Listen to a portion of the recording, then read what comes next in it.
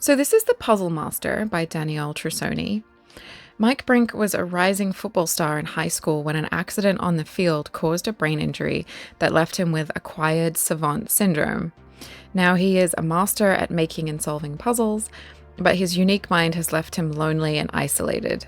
When he's called in to help Jess Price, a murderer who has remained mute since the crime and who is trying to communicate via puzzles, he's struck with love at first sight and is determined to help her.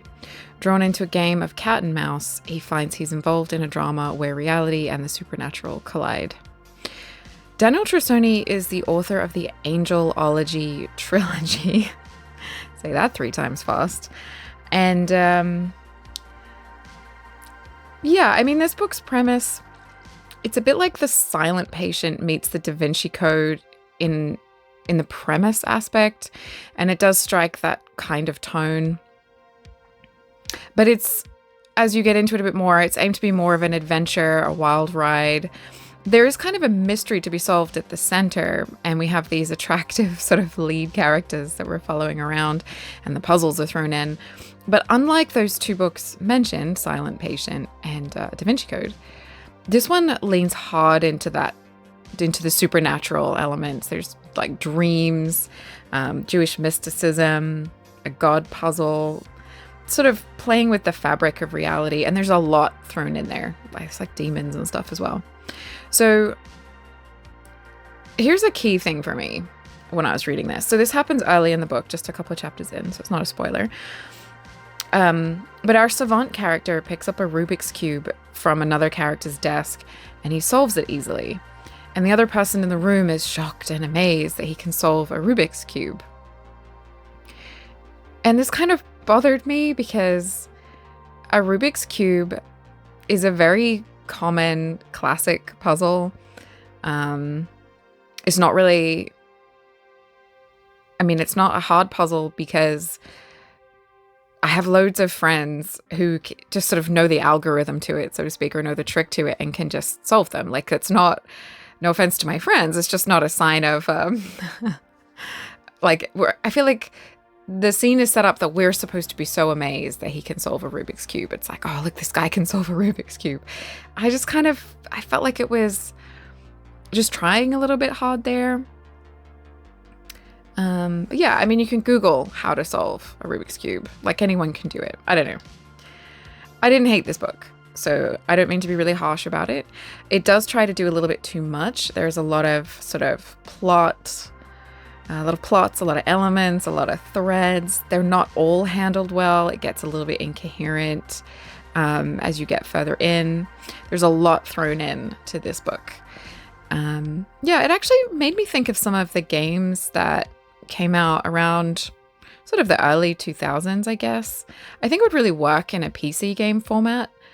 Especially like there's a scene where he first meets the girl, Jess Price, and he falls for her instantly.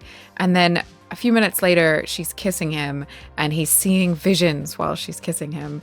And I just felt like that would work really well in a supernatural mystery PC game because it's just that kind of melodrama and visual and not quite a trope, but to me it just felt like, yeah, I could see this as a video game and I would probably accept this in a video game a little bit easier than in a book. I'm not sure why that is, but there you go.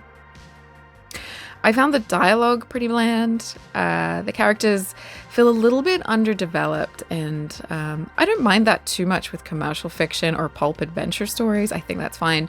But the author is throwing in some elements that feel like they're aiming for a more elevated type of fiction, something that's a bit more sort of puzzling and literary and that kind of thing. And I think that needed better characters to carry it. The star quarterback, who is so handsome but so misunderstood because he's a genius, just felt a little bit too perfect. He belongs in young adult fiction, in my opinion. And I wonder why he couldn't just be born really smart. Like, would that be so bad? Why give him a really rare and unlikely syndrome and a football star backstory? Like, does that really add anything? But I did really like the way the book is peppered with puzzles. As you read, they're printed there in the text, and something about this was really cool to me. I really liked that. and I liked where they were placed in the plot. I thought that was very good plot pacing, and I thought that was really cool. And also the types of puzzles that the author throws in there were things I hadn't seen before, so I liked that. So, I mean, this book gets a little bit out there as it goes on. There is a god puzzle, demons, haunted houses, succubi, like there's a lot. And it gets a bit bogged down and lost as it goes along. So I think overall, I didn't love this one, but I do like what it was trying to do. So this is one of those ones where I'm in two minds about it a little bit. It may be one to check out for yourself and make your own mind up about, because I can see some people really loving this and some people really getting annoyed by its overblown plotting and too many ingredients. Personally, for my taste, I'm more in the second camp. I think it could have done with a bit more, maybe a bit more editing, a bit more depth of character and things like that. But yeah, I think if you like the Supernatural TV show, the Da Vinci Code, maybe you'll kind of enjoy this one as well. So it's a wild ride with puzzles and more, and it might be a little bit too much for some readers. But thank you very much to Random House and the author, because they sent me a copy of this book to review and share with you guys.